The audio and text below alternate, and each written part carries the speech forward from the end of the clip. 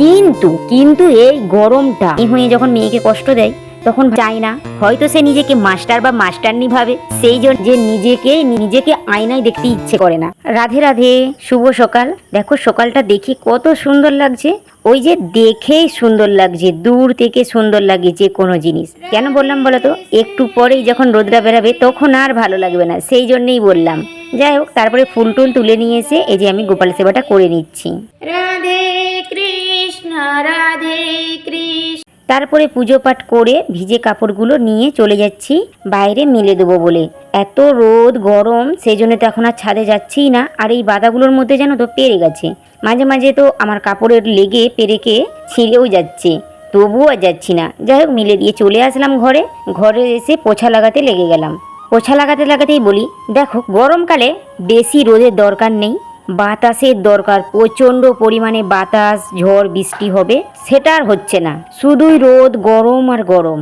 ধুধু করছে বালি, ধুলো উড়ছে রাস্তাঘাটে, যেন মনে হচ্ছে মরুভূমিকে চলে এসেছি। আর যখন শীতকালে তুমি রোদ চাইবে, তার উল্টোটাই হবে। তখন রোদ হবে না, জল হবে, মেঘলা করে থাকবে, কুয়াশায় ঢেকে থাকবে আকাশ।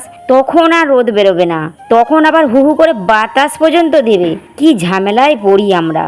তখন রোদ চাই, এখন বাতাস চাই, আর সবসময় উল্টোটাই হয়। তারপরে দেখো আমার দুয়ার ঘর মুছে দিয়ে চলে আসলাম। এই যে টেবিলটার কাছে সব এলোমেলো করে রেখে দিয়েছে ওরা, কারণ ওদের দিকে যখন যেখানে গরম লাগে সেখানে চেয়ার টেনে নিয়ে আসে, জলের বোতল নিয়ে যায়, মানে এলোমেলো করে রেখে দিয়েছে। সেসবই আমি গুছিয়ে টেবিলটা মুছে নিচ্ছি।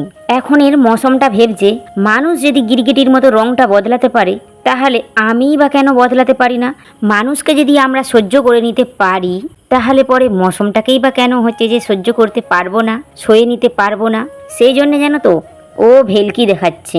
কেন বললাম জানো তো, প্রত্যেকটা মানুষের কথাই বলছি, আবার সব্বাইয়ের কথাও বলছি না, কিন্তু তারই মধ্যে কিছু মানুষের কথা বলছি। তারা নিজেরা নিজেদেরকেই সার্টিফিকেট দিয়ে দেয়, আবার অপরজনকেও দিয়ে দেয়। কেন বললাম জানো? আর দেখো, এই যে এখানে আমি সবজি কেটে সিঁড়ির তলাকে চাল বের করতে চলে এসেছি। চাল বের করে নিয়ে রান্নাঘরে গিয়ে ঢাকা চাপা দিয়ে রেখে দেবো। কারণ সার্টিফিকেটটা দেয় এই ভেবে হয়তো যে অপরজন খারাপ আর সে ভালো, সেই অনুযায়ী দিয়ে দেয়। কিন্তু এটুকু বোঝে না, সে যেমন অন্যকে সার্টিফিকেট দিচ্ছে খারাপের, তেমন অন্যেও তো দিতে পারে তাকে সার্টিফিকেটটা, কিন্তু সেটা বোঝে না। হয়তো সে বুঝতে চায় না, হয়তো সে নিজেকে মাস্টার বা মাস্টারনি ভাবে, সেই জন্যে। যাই হোক, অন্যের কথা বাদ দিই, পরিবারের কথাই বলি।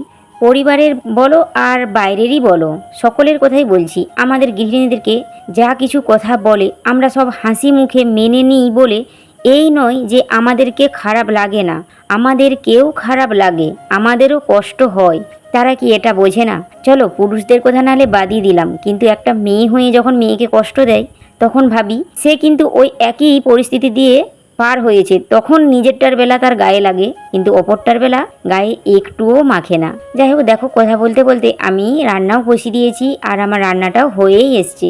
আমি রান্না করছি আজকে চিংড়ি মাছের মালাইকারি আর পুঁই শাকের তরকারি। আর কিছুই করিনি, কারণ গরমে যেন তো খাওয়াই যাচ্ছে না, সেই জন্যে। তারপরে আবার তো আমি আর আমার মেয়ে কেউ পুঁই শাক খাবো না, আমার বর পুঁই শাক খাবে বলেই রান্নাটা করেছি।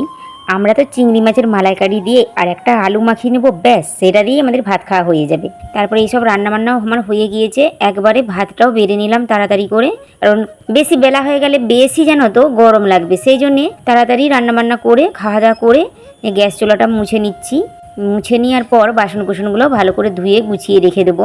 বাসনগুলো ধুতে ধুতেই একটা কথা বলি, বোন তোমরা তো সবাই আমাকে দেখছো, মানে আমার ভিডিও দেখছো, হয়তো আমার ভিডিও সেই রকম করে অন্যদের তুলনায় অত ভালো হচ্ছে না, আমি বুঝতে পারছি, কিন্তু এই দিদিটাকে কি একটুও ভালো লাগছে না? মনে হয়নি যে একটু ভালোবাসা দিয়ে সাবস্ক্রাইবটা করে নিই? সাবস্ক্রাইবটাই তো করতে বলছি। আর যদি আমার মধ্যে কিছু ভালো লাগে, কিছু বলতে ইচ্ছে করে, গল্প করতে ইচ্ছে করে, কথা বলতে ইচ্ছে করে, তাহলে একটা লাইক করে দিয়ে কমেন্ট করে দিও। এর মধ্যে কমেন্টের মধ্যেই তো আমাদের বন্ধুত্ব বাড়বে আর গল্পও হবে। এই দিদিটাকে একটু একটু আপন করে নাও। আর এটা আমি মানে তোমাদের দিদি হয়ে আমি ছোট বোনের কাছে আবদার করছি। হ্যাঁ বোন, তুমি যে দেখছো তোমাকেই বলছি। তারপরে দেখো আমার সব কাজকর্ম হয়ে গিয়েছে, মানে বাসন ধুয়ে বেসিনটাও ধুয়ে সব গুছিয়ে রেখে দিয়ে ওখানটাতে জলটা পরিষ্কার করে নিলাম। আর দেখো আজকে রাত্রের জন্যে জল দিয়া ভাত করে রাখলাম, কারণ এতটাই গরম যে অন্য কিছুই আর খাওয়া যাবে না, না রুটি আর না মুড়ি না গরম ভাত। সেই জন্যে তো অল্প করে চাল নিয়ে রেখে দিয়েছিলাম, যেন জল দিয়া ভাত খাই, শরীরটা ঠান্ডা হয়। তো এই অনুযায়ী চালটা নিয়ে রেখেছিলাম, ভাতে জলটা দিয়ে চলে গিয়েছিলাম কাপড়গুলোতে। কাপড়গুলো গুঁড়িয়ে রেখে দিয়ে উপরে রেখে দিয়ে চলে আসলাম। এখন জানো তো খাওয়া দাওয়ার পর কেন আজকে গুঁড়াতে গিয়েছিলাম, আজকে কেন কদিনই এখন এইভাবেই করছি, খাওয়া দাওয়ার পরেই গুঁড়োতে যাচ্ছি। কারণ ছাদে মিলিনি, রোদে যেতে পারবো না বলে। আর নিচে যে মিলেছিলাম ওখানেও দেখছি যে রোদ থাকে, তো সেই জন্যে মানে এই যে খাওয়া দাওয়ার পরে যখন যাই দেখি যে রোদটা কমে যায়, ওখানে রোদ থাকে না, তখন যাই। নাহলে মনে হয় রোদের সময় বেরালে পরে যেন রোদ রাক্ষসের মতো হাউ করে খেয়ে নিবে। সেই জন্যে আমি আর রোদে বেরোই না, যাই না। সেই জন্যে আমি কাপড় উঠাতে যাইনি বলে আমার কাপড় থেকে রঙগুলো উঠেই চলে গিয়েছে। খাওয়া দাওয়ার পর ওখানে ছায়রা পড়ে যায়, তখনই যাই। তারপরে নিচে এসে কিছুক্ষণ রেস্ট নিয়েছিলাম। রেস্ট নেওয়ার পর তারপরে উঠে গা ধুয়ে ফেললাম।